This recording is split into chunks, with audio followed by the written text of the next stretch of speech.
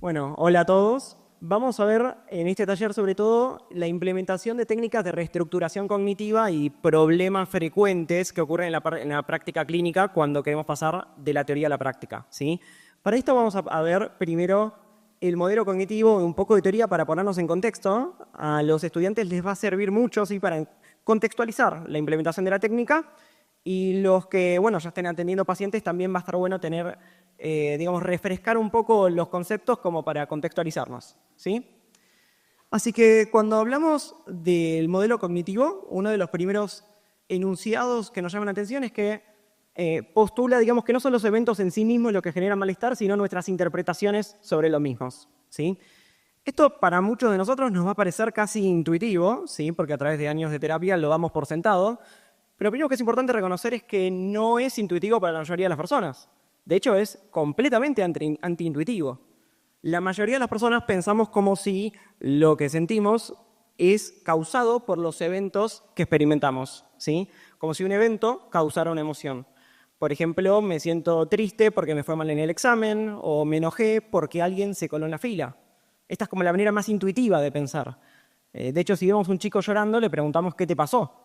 No le preguntamos qué pensaste, ¿sí? O sea, atribuimos los eventos como causantes de emociones. Y esto tiene sentido, en realidad, porque muchas veces, modificando el contexto, solucionamos los problemas. Pero lo que postula el modelo cognitivo es que hay algunas dificultades psicológicas que, tienen que ver con el rol de los pensamientos y las cogniciones, y los pone un poco en el centro de escena. Entonces, lo que vemos es que un mismo evento o una misma situación puede generar emociones diferentes, ¿sí? Es decir, el rol del evento en sí mismo es indirecto en el estado emocional. Una persona le puede ir mal en un examen y puede sentir indiferencia, otra puede sentir enojo, otra puede sentir tristeza, o incluso la misma persona en diferentes situaciones, en esta misma situación en diferentes momentos, ¿sí? Ahora, cuando vemos el rol de los pensamientos, de repente lo que las personas sienten tiene muchísimo más sentido, ¿sí? Si a mí no me interesa esta materia, tiene más sentido que sienta indiferencia. Si yo pienso que me fue mal porque el profesor se enojó conmigo, y ahí tiene más sentido que esté enojado, ¿sí? Y si pienso que es una evidencia objetiva de que soy un inútil, tiene sentido que me sienta triste. Es decir, los pensamientos, muchas veces cuando conocemos lo que una persona está pensando, de repente sus respuestas emocionales y conductuales tienen mucho más sentido. Y uno de los aportes principales del modelo cognitivo es el rol de los pensamientos automáticos.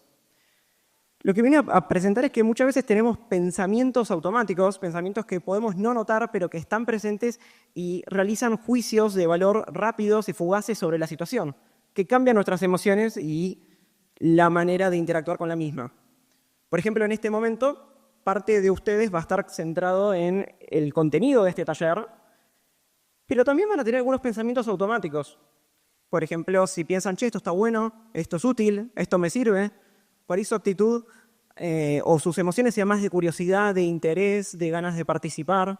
Si de repente tiene un pensamiento más negativo, si dicen, che, esto está malísimo, esto no me sirve de nada, sus emociones van a ser más de desinterés, su comportamiento va a ser agarrar el celular, mirar por otro lado. Es decir, los pensamientos automáticos influyen y juzgan la situación constantemente. Y lo interesante es que incluso cuando los notamos, no solemos cuestionarlos, los damos por sentado como si fueran la verdad absoluta. Y el rol de la reestructuración cognitiva viene a ser, teniendo en cuenta la importancia de los pensamientos, si podemos ayudar a las personas a relacionarse de manera más flexible con sus propios pensamientos y no tomarlos como la verdad absoluta, puede cambiar las emociones que sentimos, ¿sí? Ahora, algo interesante también es que observamos que las personas no tienen cualquier pensamiento en cualquier situación. O sea, no es azaroso, sino que por lo general los pensamientos que tenemos suelen tener sentido, por ejemplo, van en una misma línea, ¿sí? Y ahí tenemos que hablar del rol de las creencias nucleares. Las creencias nucleares son creencias y pensamientos, ideas muy firmes y muy fundamentales sobre nuestra visión del mundo, nuestra visión de otras personas y nuestra visión de uno mismo, ¿sí? Por lo general, entendemos que cuando hablamos de salud psicológica hablamos de tener creencias centrales realistas y balanceadas sobre el mundo, sobre uno mismo y sobre otros. Esto es, por ejemplo, poder pensarme en mí mismo como una persona que no es totalmente indefensa, que soy mínimamente capaz, que puedo resolver algunas situaciones, aunque no todo, que soy una persona querible, que es capaz de ser amada y de amar a otros, que el mundo es un lugar con oportunidades, también con peligros, hay un abanico grande de situaciones y hay un abanico grande de personas en el mundo, ¿sí? Hay personas buenas, hay personas que me pueden lastimar, y básicamente esta visión balanceada es lo que me permite interpretar las situaciones de manera flexible y relacionarme de manera flexible con el mundo, acorde a la situación, ¿sí? Entendemos la patología, y acá nos metemos un poquito más en la clínica, con creencias que empiezan a ser no solamente irracionales, sino también muy extremas, globales y extremadamente rígidas, muy difíciles de modificar. Entonces, la mayoría de las situaciones en el mundo en realidad son ambiguas, pero cuando tengo una única manera de interpretar las situaciones, ahí entramos en el polo patológico, ¿sí? Cuando solamente interpreto las cosas, por ejemplo, a través de un lente negativo, por ejemplo, a ver que soy un fracasado y busco evidencia que confirme que soy un fracasado, ahí estoy hablando más del polo patológico, ¿sí? Entendemos por salud, entonces, no necesariamente sentirse bien o sentir emociones agradables o tener pensamientos positivos, sino poder experimentar pensamientos de manera flexible y emociones acorde a la situación. Por momentos puedo llorar, puedo estar triste, puedo enojarme, puedo sentir alegría, puedo sentir ansiedad, puedo disfrutar, acorde a la situación. Y esto tiene una función adaptativa. Ahora, cuando únicamente mi abanico conductual y emocional se restringe a un único abanico de emociones o comportamientos, empiezo a estar en el polo patológico, ¿sí? En terapia cognitivo-conductual usamos muchas metáforas, ¿sí? Hasta acá fue un poquito la parte más teórica. Ahora, para bajarlo un poco a tierra esto, a veces hablamos de creencias nucleares como si fueran anteojos, ¿no? Unos anteojos que nos ponemos y tiñen nuestra manera de ver el mundo. No sé si alguna vez alguno se puso anteojos de sol durante mucho tiempo, por ahí por horas, y al principio nota un cambio grande, pero por ahí al par de horas ya se olvidó que tenía los anteojos puestos.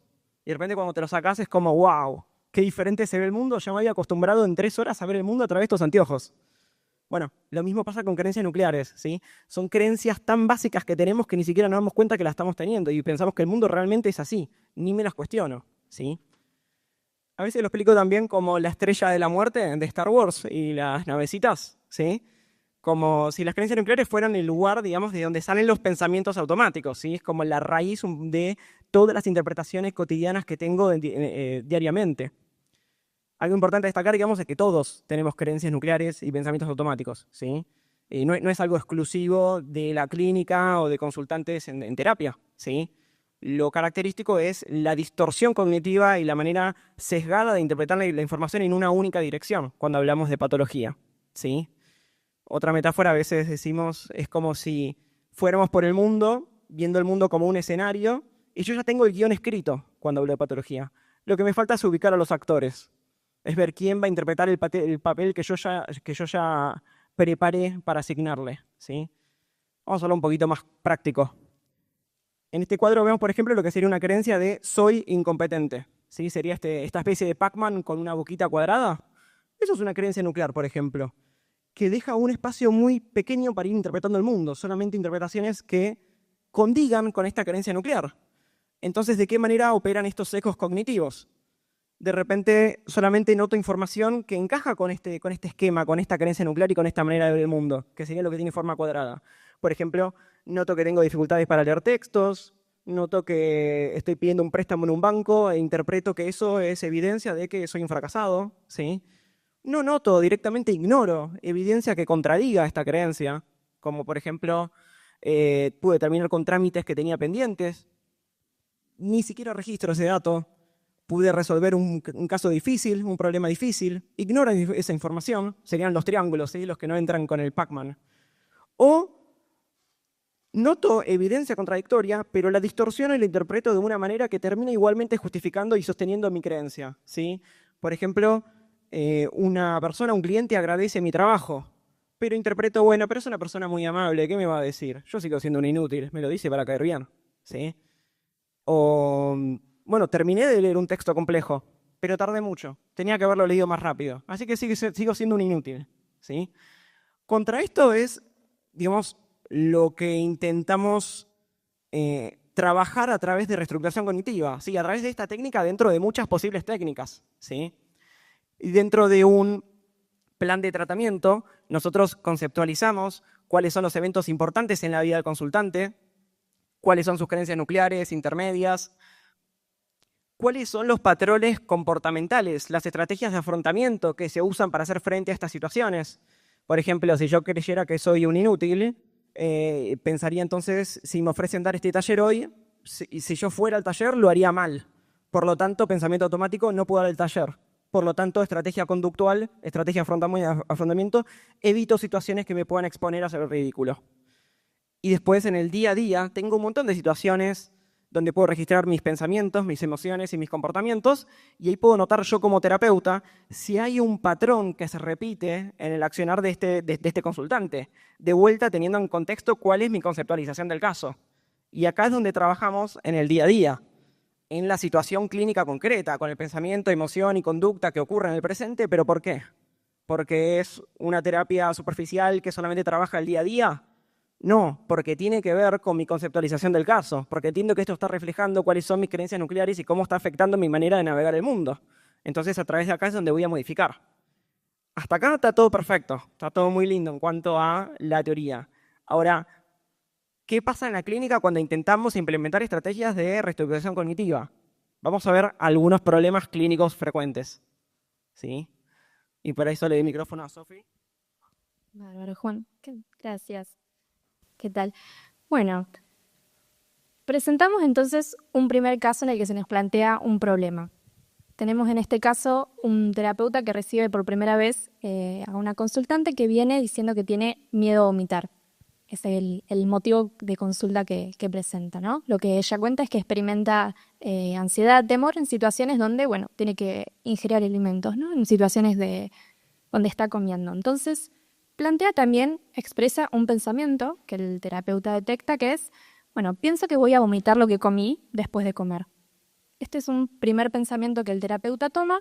Entonces, bueno, haciendo uso de sus habilidades de terapia cognitiva, intentando poner en práctica la reestructuración cognitiva, que es una de las técnicas, bueno, como nombró Juan, que utilizamos, lo que hace es tomar este pensamiento y interpretarlo como un pensamiento distorsionado, ¿no? Poder explicarle a la paciente que eso que ella teme es algo que no va a ocurrir, entendiendo que es un pensamiento irracional.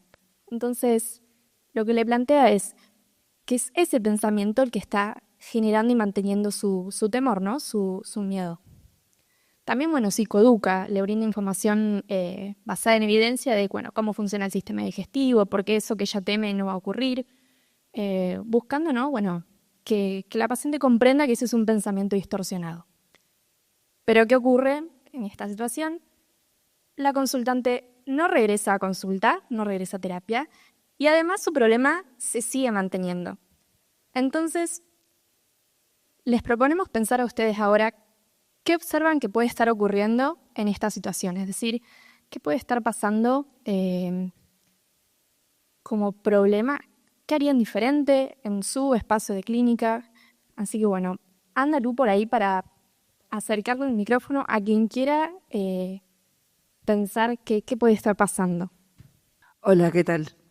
Bueno, pido disculpas por mi voz porque estoy detonada, No, pero buenísimo. me parece que quizás el paciente se sintió como un poco invalidado, ¿no? Digo, de repente decirle que el pensamiento que tiene no es real, capaz estaría bueno hacerle preguntas para que empiece a cuestionarse ese pensamiento y a partir de ahí que pueda ver que, bueno, que no es un reflejo de la realidad esto del miedo a vomitar, ¿no?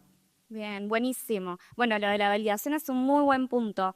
¿A alguien se le ocurre otra cosa? Además, destaco una cosita también, es que es la primer consulta y el paciente salió, básicamente, no volvió. ¿Se les ocurre, además de lo que mencionó la compañera, algún otro punto?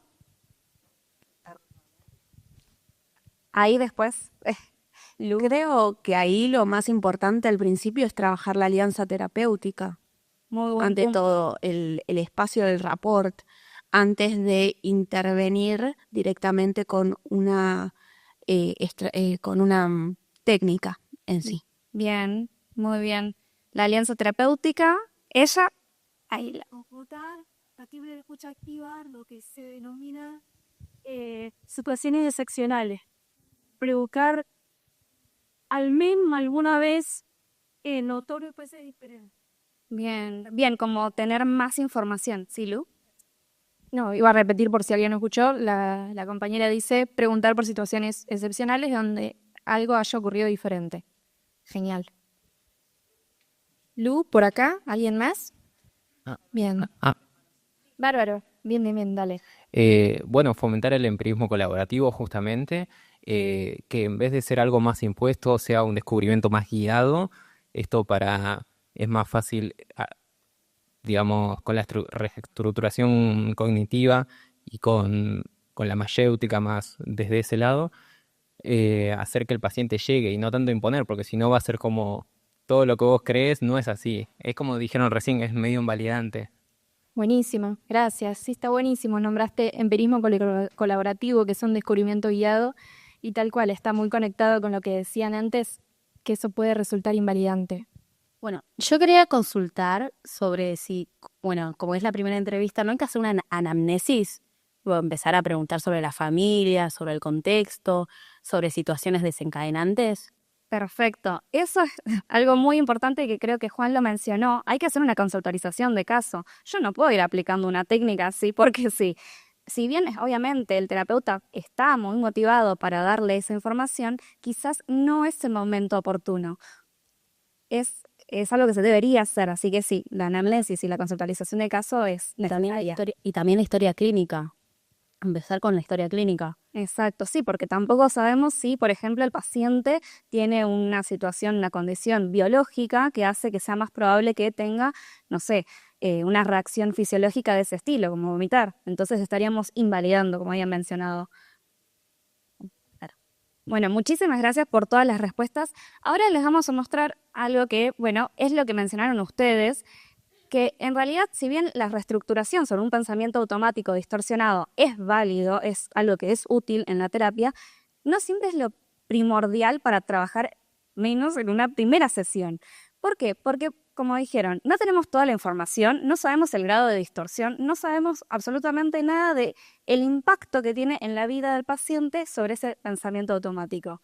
En segundo lugar, el rapport, esto de ¿es el momento adecuado para poder decir y trabajar con psicoeducación? ¿O necesito más información para saber cómo, a través del empirismo colaborativo, llegar a eso que sería más saludable para la propia persona y tener un pensamiento más adaptativo?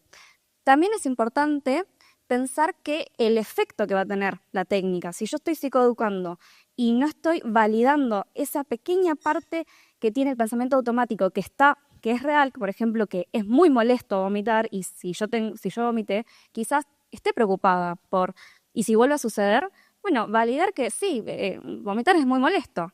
Después puedo trabajar con los otros pensamientos que estén alrededor, pero primero validar y también entender el momento en la terapia. Más o menos lo que fueron diciendo es todo lo que tendríamos que trabajar y lo que quisiera recalcar es que el principio de la TCC del empirismo colaborativo es lo que nos va a llevar a que en conjunto con el paciente podamos tener otro tipo de pensamiento, pero es a través del trabajo colaborativo. Por eso es que no es que el terapeuta brinda la información de una respuesta correcta, sino que es a través de, en conjunto, del trabajo de, bueno, examinemos esto, ¿por qué pensás esto? Y hay información, ¿hay algo que valida este pensamiento automático que vos me estás trayendo? Bueno, sí, ¿cómo es? Ir en conjunto descubriendo qué es lo que sucede alrededor de ese pensamiento automático. Ahí tienen una mini guía del diálogo socrático y no lo vamos a leer por una cuestión de tiempo, pero claramente la idea es en conjunto. Así que bueno, muchas gracias. Ahora pasamos a otra situación. Bueno, ahora vamos a leer un problema que podría surgir en cualquier tratamiento con un consultante. Incluso en mi clínica me ha pasado varias veces, no sé si ustedes también, pero lo vamos a leer para poder intercambiar un poco. El paciente está en terapia hace años. Está socializado al modelo TCC. Todas las semanas completa un registro de situaciones problema y junto con su terapeuta trabajan sobre los pensamientos automáticos asociados a la situación. Sin embargo, la terapia parece haberse transformado en una rutina sin cambios significativos en la vida del consultante. La última sesión trabajaron sobre la situación de llevar a su gatita al veterinario. La anterior trabajaron sobre una situación puntual de discusión en el trabajo. La anterior sobre ansiedad previa a asistir al casamiento de una amiga. La otra sobre estar aburrida y buscar nuevos hobbies. Si pensamos entre todos, ¿no?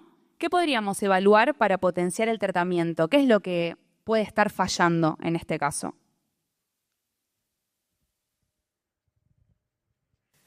Bueno, al igual que en el caso anterior, eso, la idea es que quien quiera participar se van a ir acercando al micrófono, así juntos podemos pensar un poquito este problema.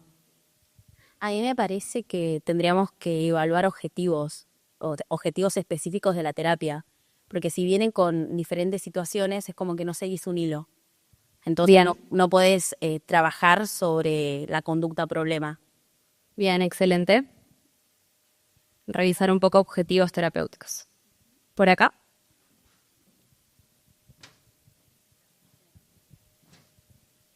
No quiero tapar. Y ahí va.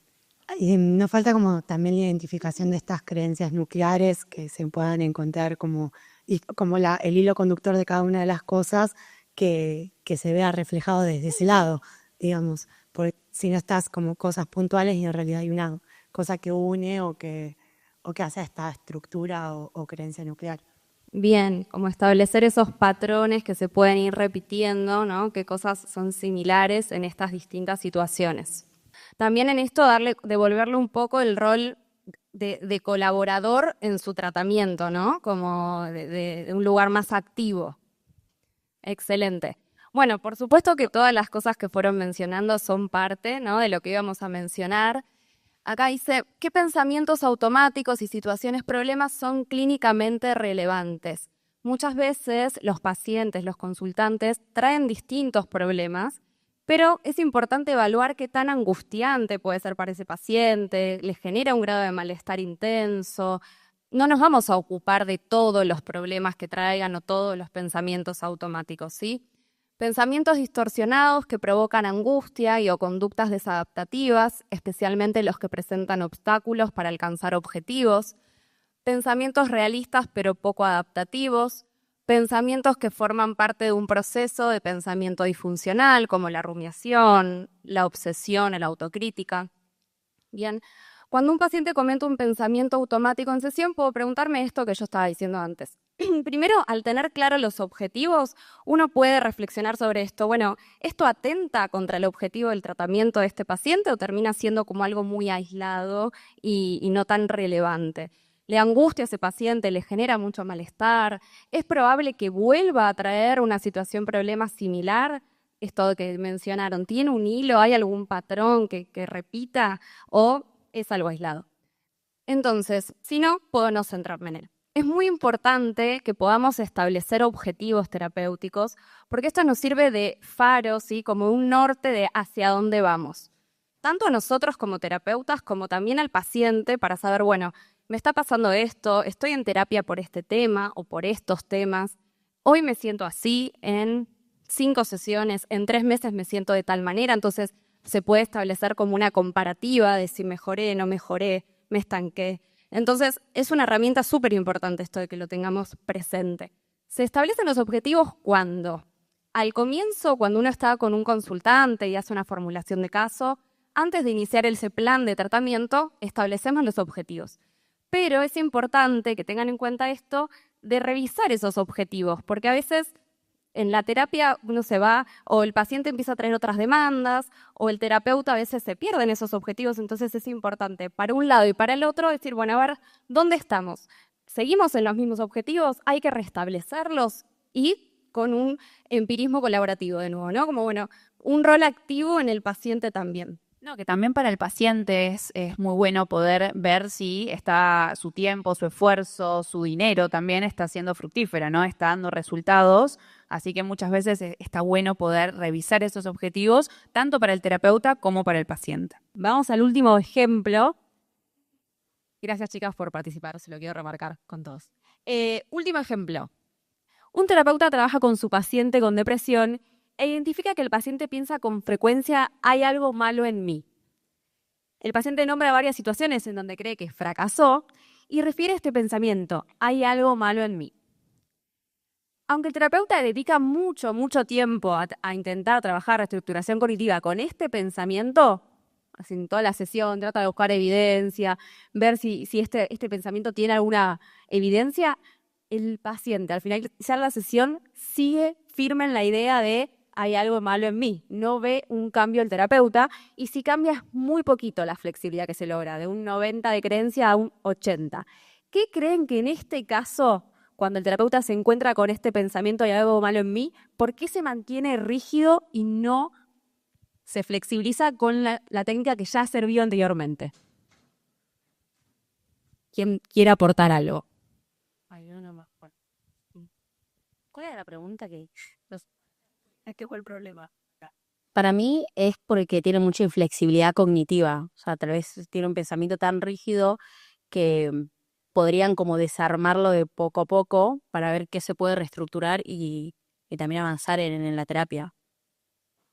Pero es Ok. eso, que tiene como rigidez cognitiva.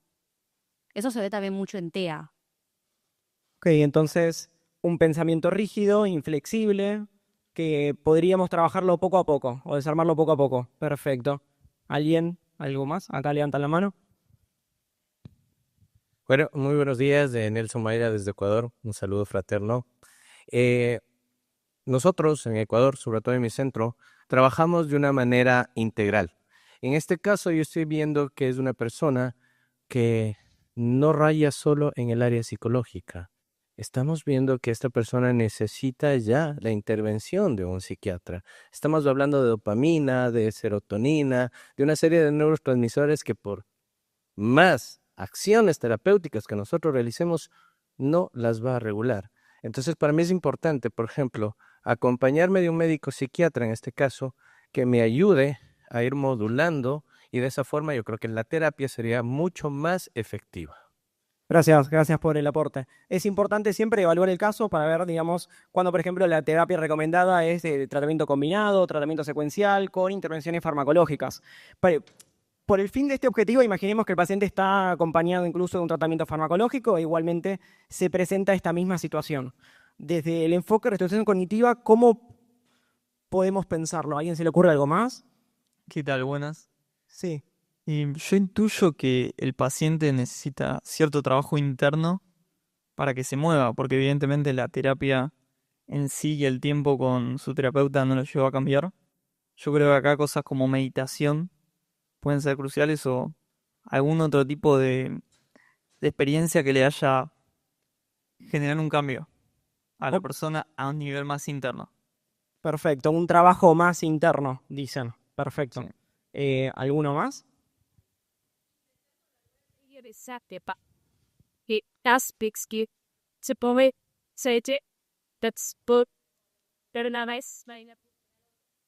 Bien, acá dicen intentar con una técnica que no se haya usado antes. Perfecto. Acá hay otro comentario.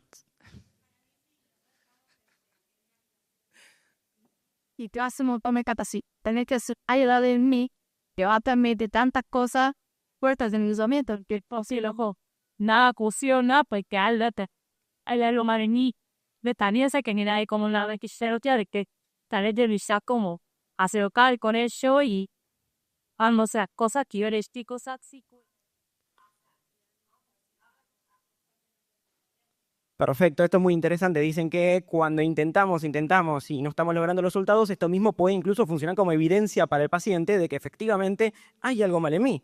Que esto es algo que pasa un montón. Nos llega un paciente a consulta que pasó por 7 terapias anteriormente y ya viene con una creencia muy rígida de nada me funciona, ¿no? Y podemos repetir este modelo incluso en terapia, ¿sí?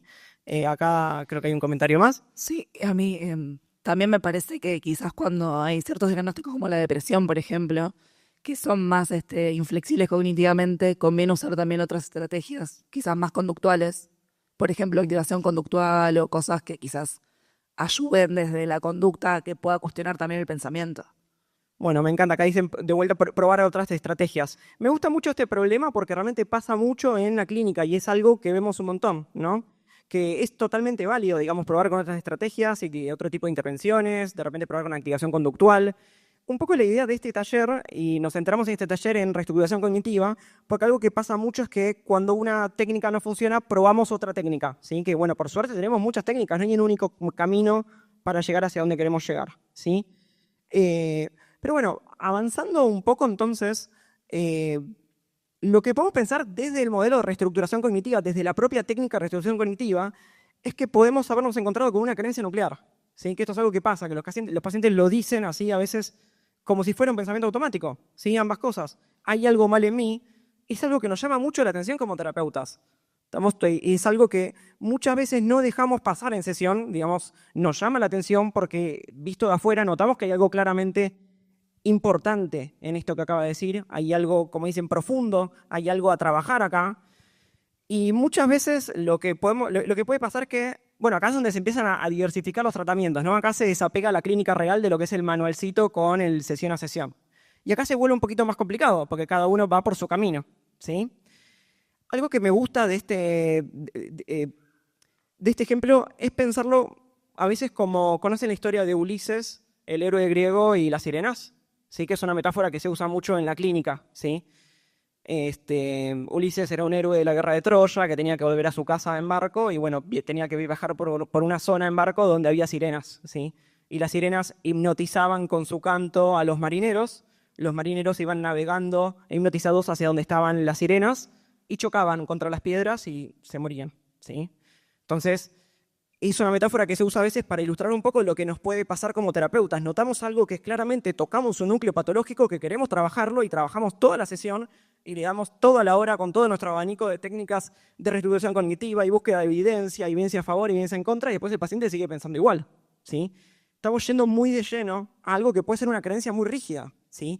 Y por eso es importante, bueno, pues empezamos la clase, digamos, mostrando el modelo cognitivo y la conceptualización cognitiva en terapia cognitivo-conductual. Porque es correcto nuestro diagnóstico. Claramente estamos viendo algo que nos llama mucho la atención como terapeutas porque notamos que acá está el problema. Pero si el paciente pudiera flexibilizar esta creencia, seguramente ya no tendría un trastorno depresivo mayor, ¿sí? Esa es un poco la encrucijada en la que nos encontramos como terapeutas, ¿sí? El paciente tiene toda una vida de experiencias, más allá de nuestra hora de terapia, y es muy poco probable que con una hora de hablar con nosotros le demos vuelta de pies a cabeza a su creencia y su manera de ver el mundo.